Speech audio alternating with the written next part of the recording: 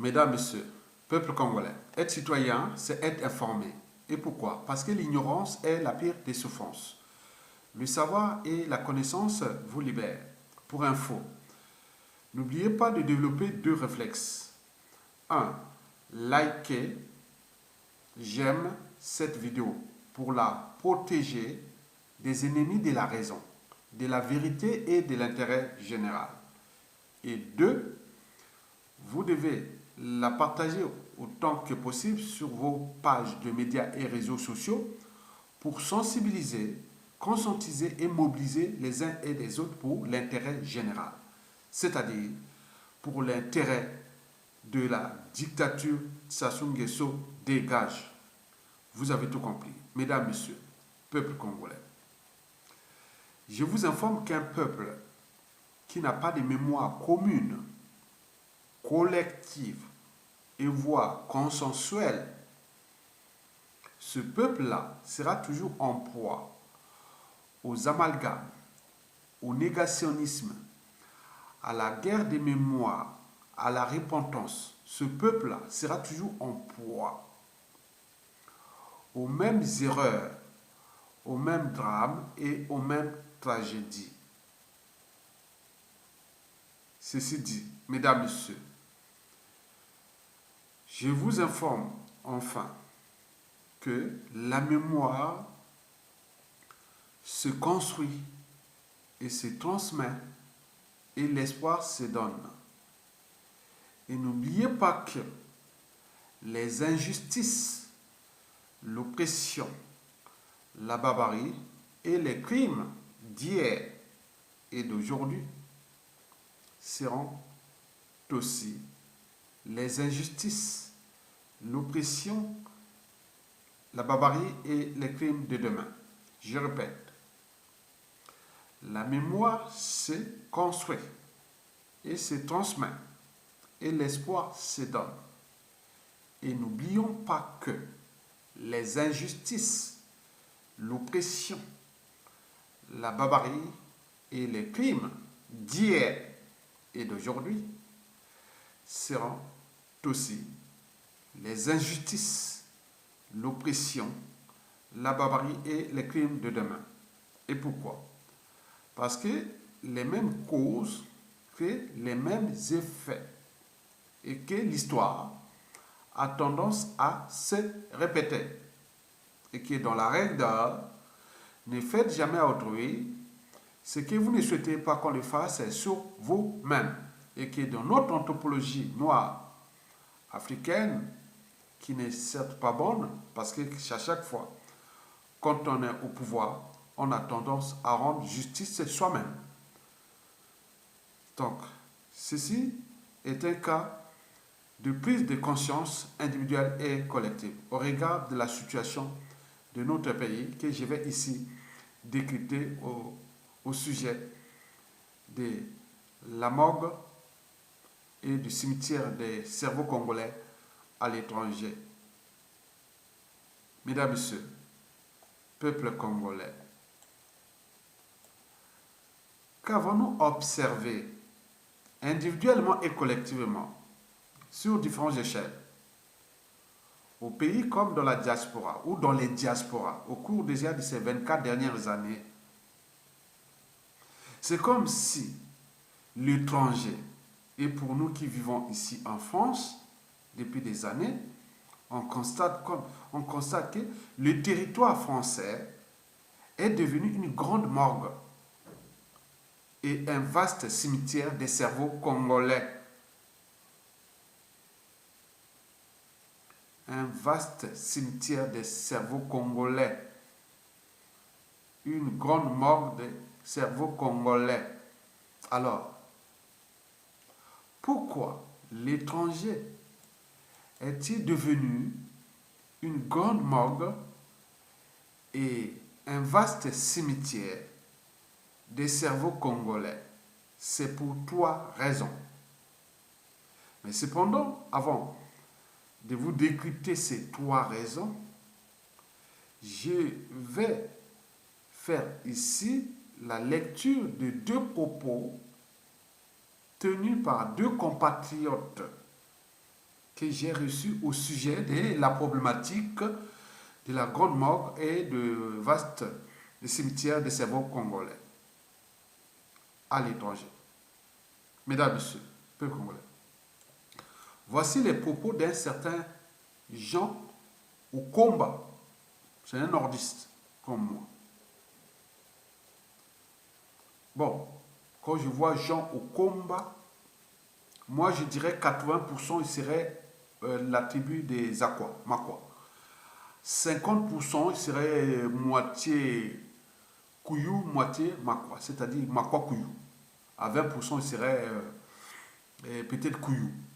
Donc, donc ce nom-là, Okomba, c'est entre les deux tribus, les tribus Aqua et Kouyou. Vous avez tout compris, à cheval sur l'équateur, au nord du Congo-Brazzaville.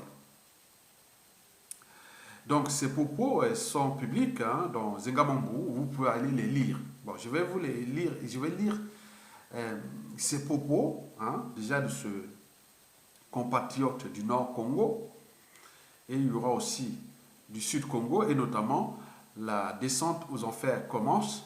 C'est un gars aussi du Sud, et donc ce sont des Congolais, qu'on voit que ce sont vraiment des patriotes.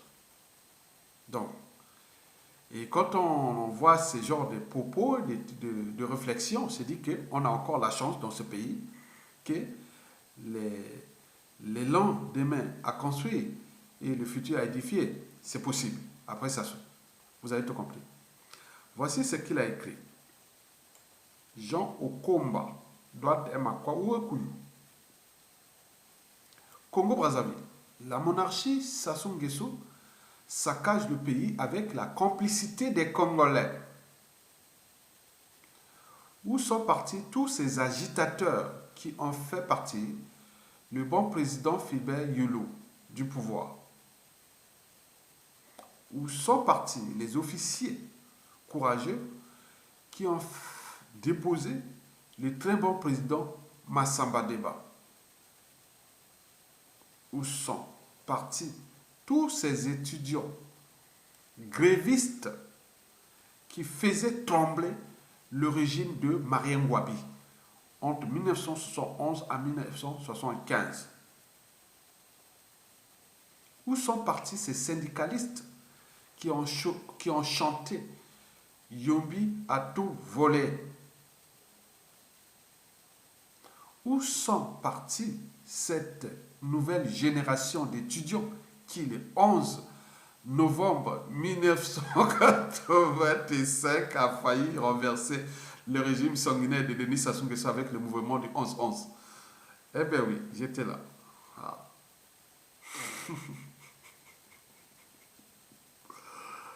Eh bien oui.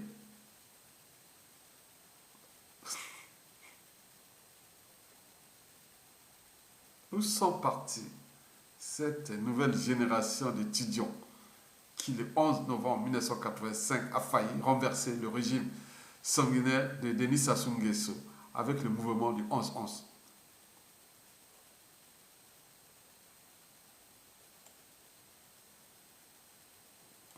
Où sont partis cette nouvelle génération d'étudiants qui, le 11 novembre 1985, a failli renverser le régime sanguinaire de Sassou Nguesso avec le mouvement du 11-11?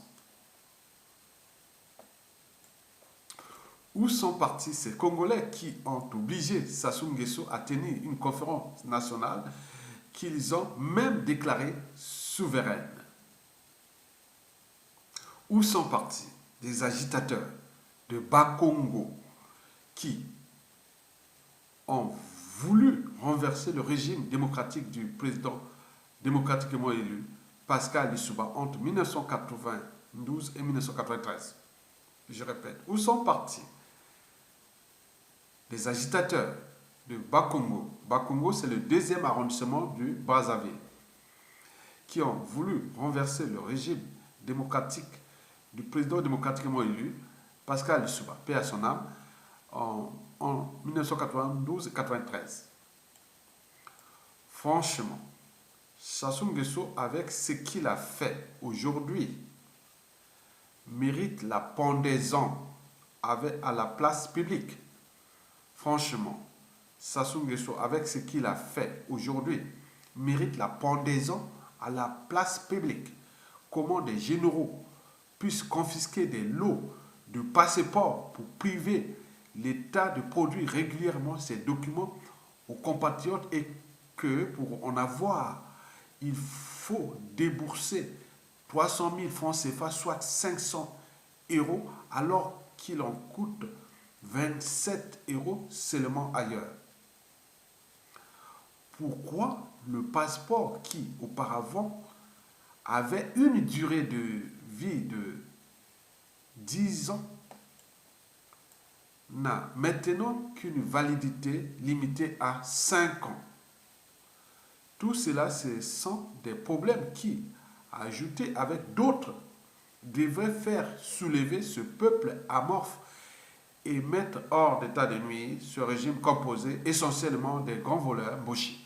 Pourquoi aujourd'hui les jeunes sont complaisants avec le dictateur Sassou Nguesso?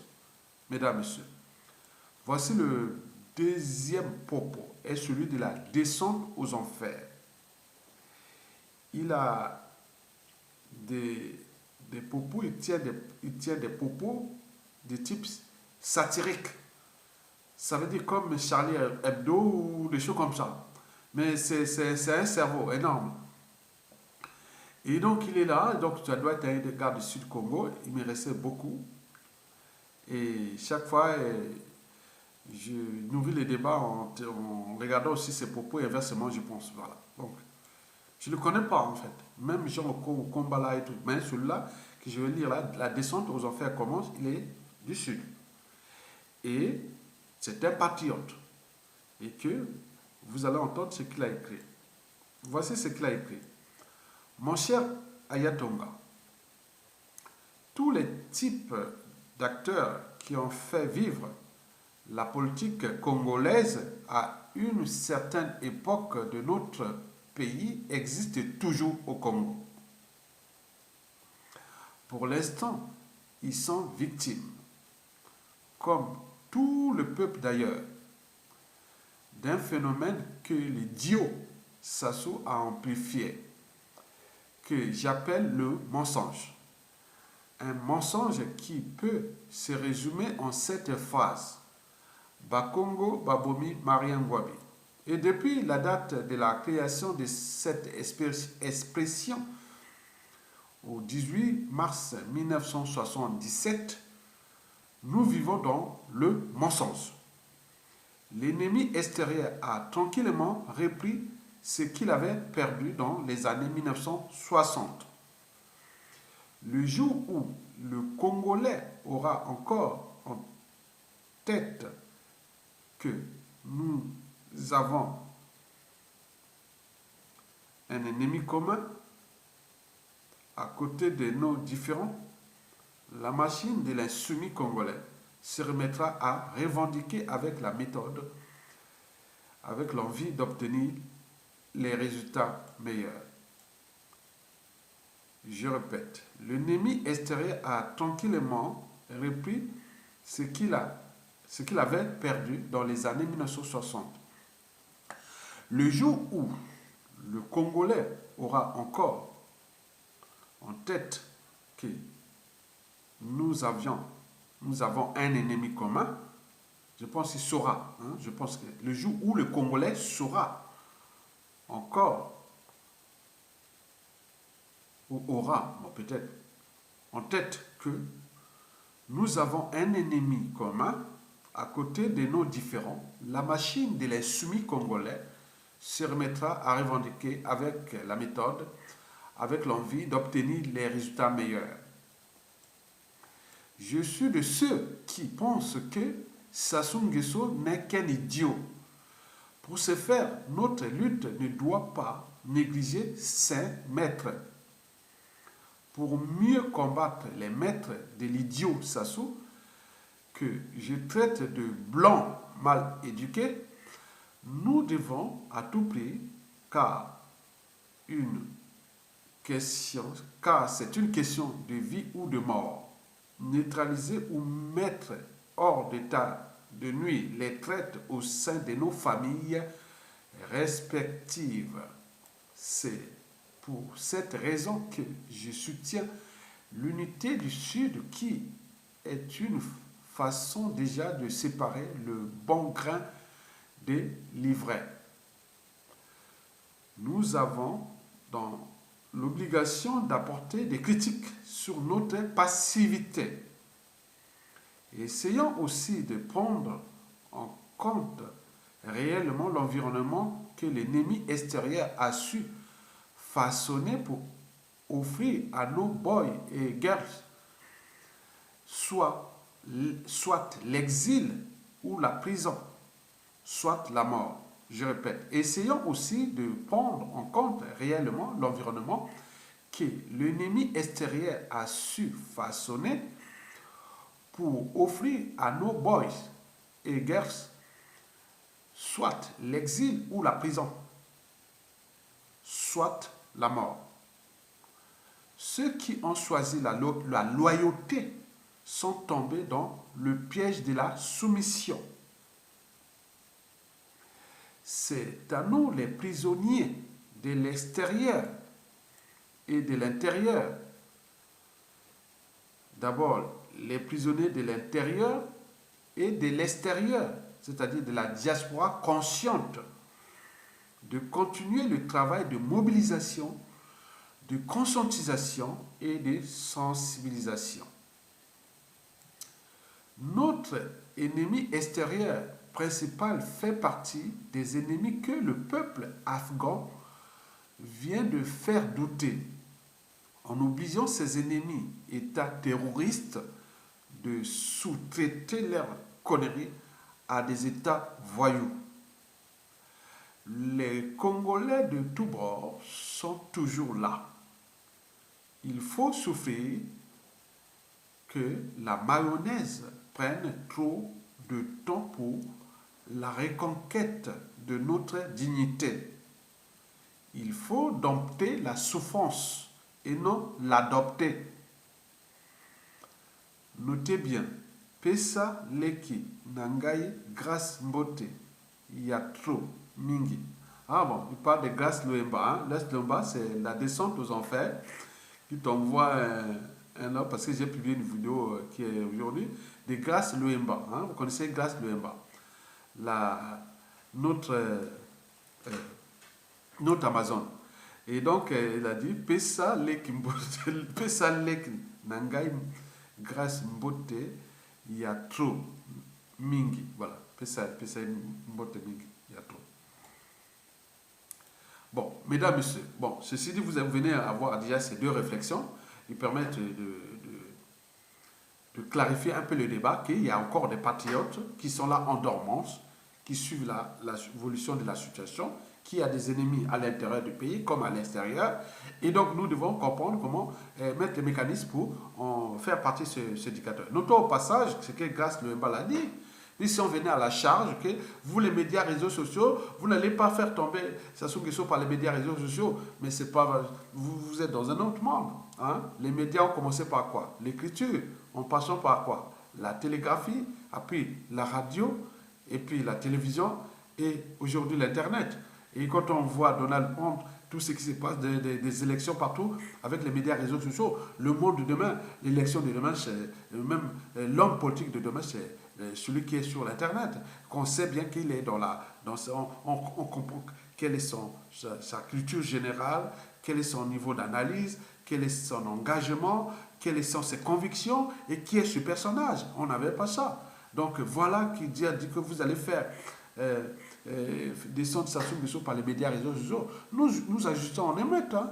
Hein? Il y a ceux qui informent à l'échelle globale, comme je le fais. Il y a d'autres qui sont dans l'ombre, ceux qui sont dans le terrain, et autres. Vous voyez, le Jean Kombala qui le connaît, même la descente aux enfers, ils sont nombreux au pays comme à la diaspora, donc venez pas nous embrouiller. Donc nous on n'a pas de temps à perdre avec les gens qui ont choisi l'indignité. Mais nous, on ne sera jamais des indignes. Vous êtes compris. Donc si vous ne voulez pas venir sur les médias réseaux sociaux, allez ailleurs. Hein? Donc allez faire autre chose. Donc il n'y a pas de problème. Mais le peuple a besoin de ces médias et qui sont aujourd'hui, puisqu'il y a la privation du numérique ou de l'Internet dans notre pays, puisque la situation du pays est telle que, voilà. Imaginez que nous avions le volume des connectés au Congo, comme on le voit ici dans l'Occident, ou ailleurs, mais ça se tomberait déjà. Vous avez compris. Mais les formations passent. On le sait bien qu'il y a une dynamique. Vous avez tout compris, mesdames et messieurs. Alors, pourquoi l'étranger est-il devenu une grande morgue et une vaste... Pourquoi l'étranger est-il devenu une morgue et un vaste cimetière des cerveaux congolais? Des cerveaux congolais. Je vous dis qu'avant que Sassou revienne au pouvoir, en 1997, quand vous voyez 2 Congolais sur 3, en France par exemple, en Occident, et ailleurs dans le monde, il y avait minimum bac. Et en France, c'était minimum bac plus 3. Ils venaient faire leur maîtrise, 2A, 2S7, doctorat et autres, mais des spécialités autres. Mais depuis là, vous avez vu que ça a inversé, c'est en train de s'inverser. Qu'il y a beaucoup plus de, voilà, donc d'ignorants et autres qui arrivent par-ci par-là. Bon, donc nous sommes là en train de réformer l'individu. Puis qui se rendent compte du danger qui touche maintenant tout le monde. Toutes les catégories socio-professionnelles, les Congolais, du nord au sud et de l'est à l'ouest. C'est ce que je vais vous expliquer. Alors, pourquoi l'étranger, et pour moi qui vous parle, je parle de la France. Pourquoi la France est-elle devenue une morgue et un vaste cimetière des cerveaux congolais?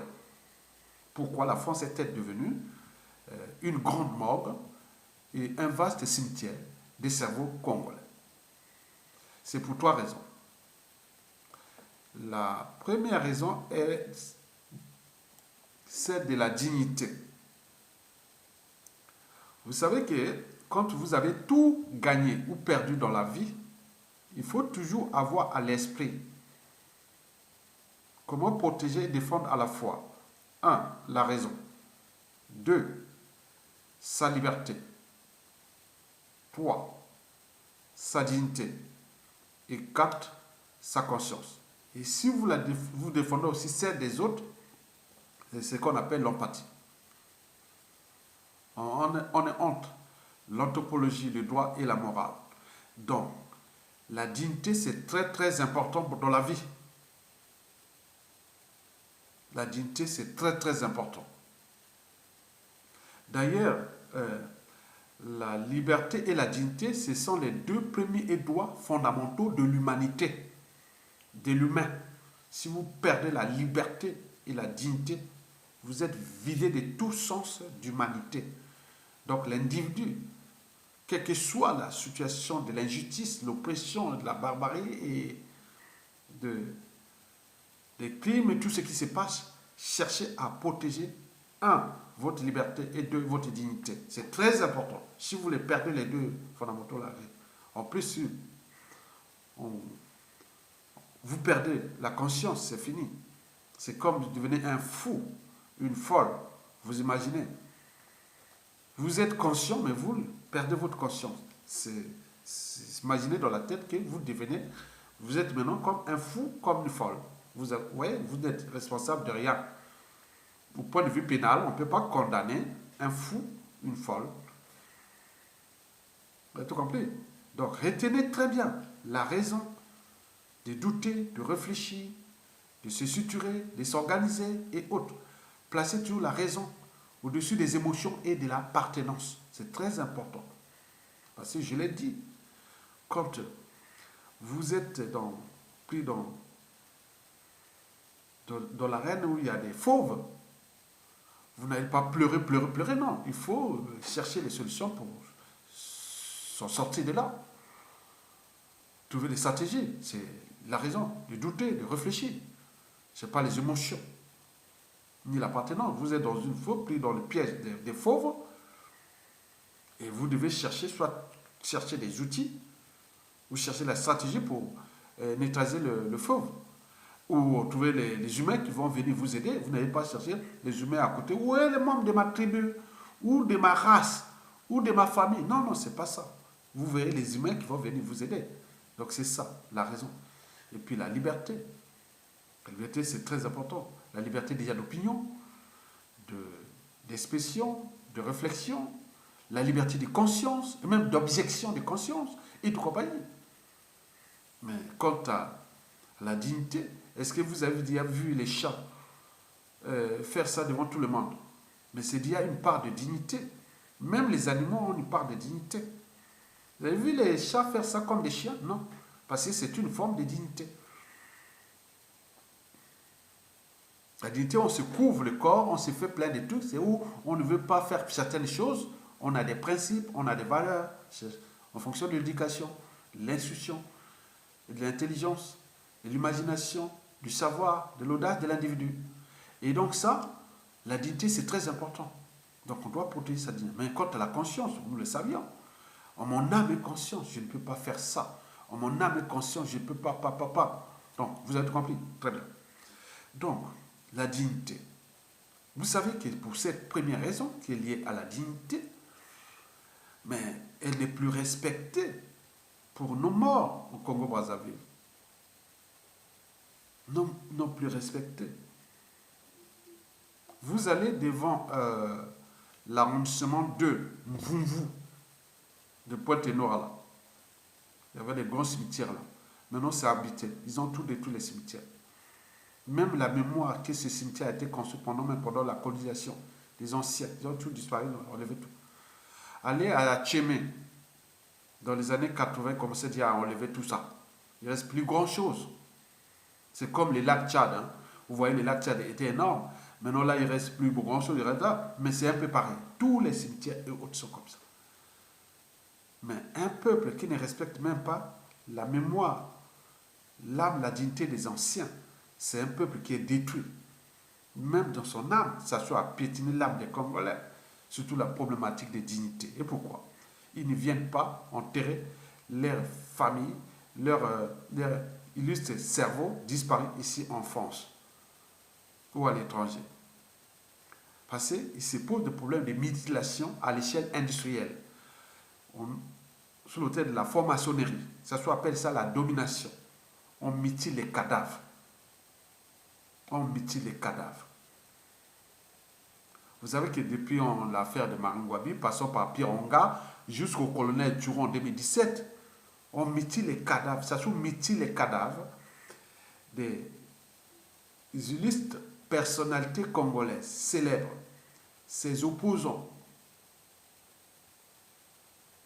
Et il faut se dire aussi, beaucoup de résistants à sa dictature, tous ceux qui à un moment ou l'autre ont été visibles contre lui, ou lui par rapport à ses réseaux, ces gens-là, une fois qu'ils meurent, si on l'envoie au pays, ils vont être mutilés. Pas peut-être directement par lui, il y aura toujours des services qui vont venir mutiler ces corps-là. Et ce qui fait peur. Et il parle sous le thème de la domination. Vous envoyez un cadavre au pays, un corps au pays, et ils vont venir, déjà il arrive à la morgue, et ils vont venir faire les pratiques là, même le corps qui va là où il va aller, mais ce corps-là est traqué. Ainsi, ils ont entraîné, conditionné les gens là-bas. Ils sont même sous emprise de ces pratiques-là, maçonniques, soi-disant mystiques. Imaginez le corps d'Ayatunga arrive là-bas, mais ça va être vraiment quelque chose passer à la mort de Brazzaville, passer à ceci, ou je ne sais pas où est-ce qu'il est. Bon, je suis né à Brazzaville, mais on va dire, oui, mais peut-être il faut aller atterrir à Makwash, c'est là où il y a son papa, et là où il y a ça, et tout là-bas. Bon, alors, et là, qu'est-ce qu'ils vont faire? Ils vont retrouver là-bas, et ils vont mutiler. Non, ça c'est sûr et certain, c'est garanti. Oui, donc, ça, la mutilation là-bas. Les trafics d'ossements, attends, je ne veux pas vous dire, c'est terrifiant. Donc, on a par exemple pu voir des anciens présidents de la République, dont le professeur Pascal Lissouba, dont on refuse de rapatrier son corps au pays pour qu'il soit enterré dans sa terre natale, dans sa zone tribale, ou un ancien président, ou autre. Non, attendez. On a des anciens ministres, des grands messieurs qui sont toujours là en France, enterrés en France. On ne peut pas envoyer au pays là-bas. Il y a une accumulation d'énormes, des gros cerveaux qui ont été des intellectuels, moi je suis encore rien. Regardez-moi, je suis encore rien. Regardez, il y a des plus hauts qui étaient moi, qui sont tous enterrés ici. Comment vous pouvez imaginer ça? Donc, tout le monde, non merci, non merci. Si je meurs ici, moi-même d'ailleurs, si je meurs ici, si ça soit encore là, enterrez-moi en France. Je n'irai pas. Vous voyez déjà ça? Donc, ça s'accumule, son emploi. Donc, au cours de ces 25 dernières années, c'est énorme. C'est énorme. Déjà, pour la France, il y a une centaine de gros cas de Congolais qui sont morts ici, n'étaient même pas des nationalités françaises. Et donc, voilà déjà ce problème. C'est une réalité. Et pourquoi? Parce que les familles souhaitent préserver la dignité de leurs illustres disparus. La dignité, c'est très très important. Que ce corps ne soit pas mutilé, qu'il ne soit pas tout ce qu'ils vont faire là-bas, sur son cadavre, qui est enterré là. Et le matin, on vient là, ils ont fait leur garde là et autres, ils ont remplacé par un autre cadavre, un autre cercueil qui ne représente rien. Et celui qui était là, il est ramené. Où est-ce qu'ils vont faire comme des mutilations? Imaginez à la suite de Sassou Nguesso, vous allez faire des tests génétiques sur certains corps qui ont été rapatriés au pays. Vous allez voir que ça ne représente rien. Ce n'est rien, ce n'est même plus la personne là. Vous imaginez ça? Ça n'existait pas pendant Youlou, le règne de Youlou. Ça n'existait pas pendant le règne de Massamba Deba. Ça n'existait pas pendant le règne de Marien Ngouabi, ni de Yombi Opango, ni de Pascal Lissouba. Ça n'existe que sous le règne de Sassou Nguesso. Et donc, ça fait peur à tout le monde, puisqu'il y a les moyens colossaux de l'État. Donc, tu peux utiliser. Il a entraîné, conditionné ces gens-là sous l'autel de la franc-maçonnerie, de la domination, du mysticisme. Son monde n'est tourné que vers les ténèbres. Son monde est tourné que vers les pratiques d'un autre temps, qu'eux, ils appellent mystiques. En fait, il s'agit des affaires criminelles. Mesdames, Messieurs, peuple congolais. La deuxième raison pour laquelle on ne peut plus envoyer les corps là-bas. Donc, il y a historiquement, avant Sassou Nguesso, tout opposant, même à Youlou, même à Massamba Deba, même à Marien Ngouabi, même à Yombi Opango, même au professeur Pascal Lissouba, pouvaient être rapatriés. Parce que chez nous, il y a les proverbes, on ne tire pas sur un cadavre, on respecte, nous les Bantous, on respecte la mort. Moi, j'ai vécu, je vous dis que j'ai vécu, j'ai les statuts, moi j'ai les statuts, hein, voilà, si on pourrait me donner les statuts, j'ai double statut, hein, les statuts des citadins, les statuts des villageois, puisque j'ai vécu vraiment au village. Je suis aussi un statut d'Européen, puisque la moitié ma vie aussi en Occident. Donc j'ai tous les statuts, donc je suis la synthèse. J'ai vécu au village. On connaît comment on respecte le corps. Quand il y a un cadavre, les veillées et autres, c'était grandiose. Donc on respectait le culte des morts, on respectait beaucoup de choses. Maintenant là, il n'y a que mutilation et mutilation. Et donc, depuis là, au niveau politique, c'est comme dans toute organisation, qu'elle soit État, entreprise ou association, quand il y a un dysfonctionnement, c'est celui qui a la tête qui en est responsable. Comment vous allez rapatrier un corps au moment où celui qui a la tête est déjà ce qu'on le sait? C'est quelqu'un qui aime les mutilations, Andimbis, cannibale, Dracula, vampiriste, et tout ce qui est là autour des mysticismes, je ne sais pas quoi ils appellent ça, mysticisme. J'ai dit le pouvoir de Sassou Nguesso ne tient que à cause de sa personnalité profonde, qui n'est que là le mensonge, le mégalomanie et le cynisme. Si vous prenez ces trois maladies mentales, vous ajoutez plus les moyens de l'État dont il dispose. Ça, c'est le deuxième pilier du pouvoir de Sassou. Après, il y a la France-Afrique. Et quatrièmement, toute la corruption mondiale qu'il a. Oui, il a acheté la conscience de l'élite mondiale avec nos deniers publics. Et là, il est dans la merde. Mais il n'y a pas ces moyens-là. Non. Et la peur, la terreur qu'il fait au pays. Donc, je vous dis que c'est sa maladie mentale, ces maladies mentales-là, les moyens de l'État, la France-Afrique et l'achat de la conscience de l'élite mondiale, corrompue mondiale, avec nos deniers publics qui n'en a plus. Et enfin, c'est la terreur. Pour faire peur. Si vous enlevez ça, ça ne soit rien. Ce n'est pas mystique. Je l'ai vu, les trucs mystiques. Au pays, moi, j'ai vu ça, des trucs. Moi, je les vois. Qu'est-ce que ça veut dire mystique? Mystique, ça veut rien dire. On a certes, c'est qu'avec ses émotions, on peut croire et autres, mais on comprend bien comment fonctionnent ces choses-là. Donc, ce va faire là au cœur des affaires criminelles. Donc, lui, il est à la tête de ce pays, comme le poisson pourrit toujours par la tête, parce que dans toute organisation, qu'elle soit État, entreprise ou association, quand il y a un dysfonctionnement, c'est celui qui a la tête qui en est responsable. Vous avez quelqu'un qui est lui-même, parfois lui-même ne le fait plus, dès qu'il y a un qui arrive, ce sont ses apôtres ou ces gens qu'il a déjà entraînés, conditionnés. On va prendre même un membre de la famille, même un n'importe qui va mutiler ton corps.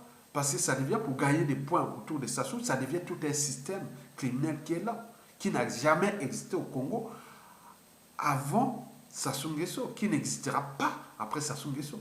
Mais qu'est-ce qui se passe? Donc on comprend bien qu'il y a bien des choses. Donc nous sommes Congolais, nous sommes individuellement, collectivement, aussi responsables et coupables. Sassou n'est pas seul. Il ne faut pas aller chercher ce que je vous ai précité des moyens de conservation de sa tyrannie.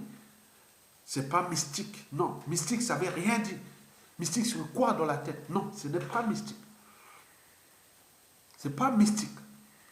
Mystique, ça ne veut rien dire. Ça ne veut rien dire.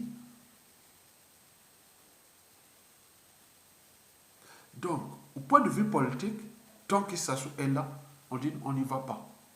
Parce qu'il est là.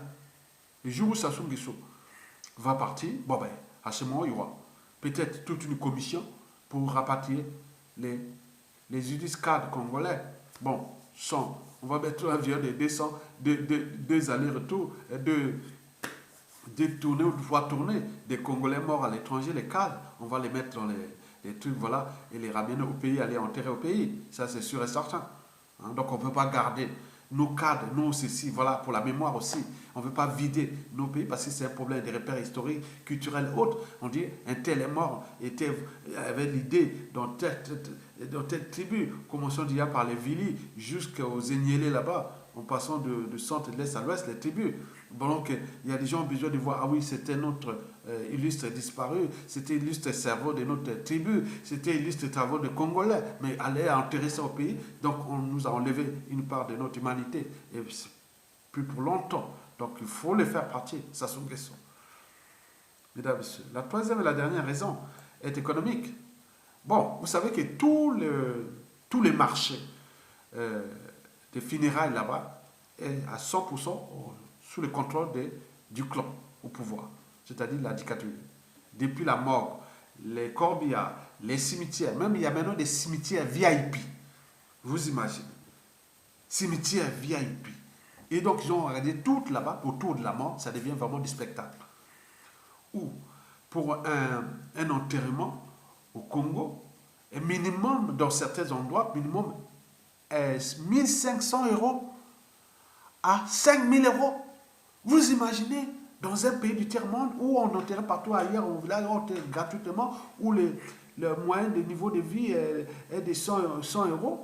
Attendez, c'est pas possible. Donc, ils ont trouvé ça comme un marché. Mais ça va se retourner contre eux. Parce que ces cimetières-là, mais il faut qu'ils les détiennent au moment de la chute des Sassou. Parce qu'on va faire toute une comptabilité au niveau du fiscal, au niveau de tout ce qui est... Il y a beaucoup de choses qui vont se faire là, sur ces cimetières. Donc, vous allez là-bas, dès que vous emmenez votre... le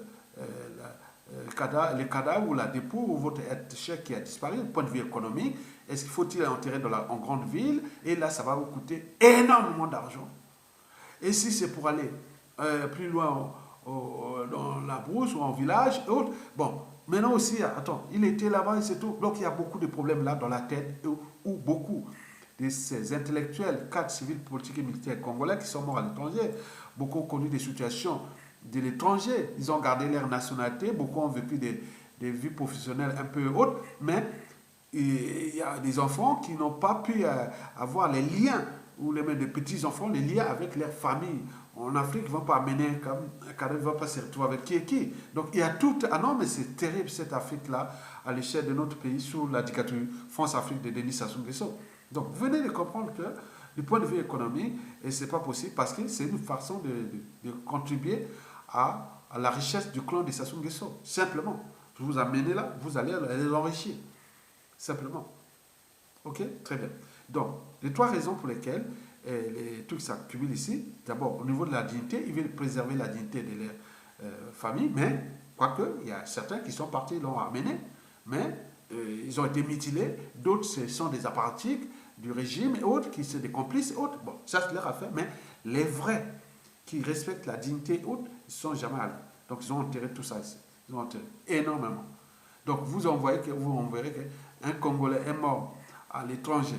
S'il part au pays, il faut dire, bon, c'était de l'anonymat, bon, mais maintenant, ça peut se passer aussi dans le sein de la famille parce que le fait d'être à l'étranger, s'il était déjà instruit, diplômé ou en bonne fonction, mais son corps risque d'être mutilé.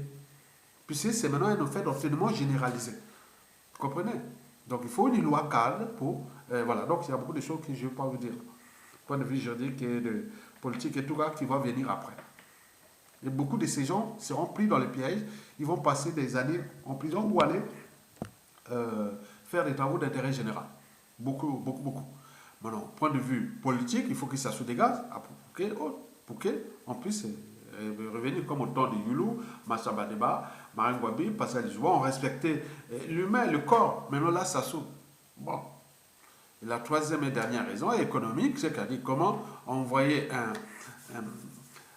dépenser l'argent qui va rentrer dans les pièces, dans les caisses du clan au pouvoir, et en même temps on va mutiler votre corps. Bon, c'est stupide. Vous avez tout compris. Mesdames, messieurs, peuple congolais. Donc, l'enjeu est que nous nous mettions ensemble pour les dégager. Donc, nous préparons les conditions de l'assaut. Civil, politique et militaire, nous avons un pays à défendre. Et on voit bien ce que ça donnait. Il n'y a plus à parler nord, sud, est, ouest. Il peut y a créer des ensembles de lutte et autres. Ça, c'est tout à fait logique.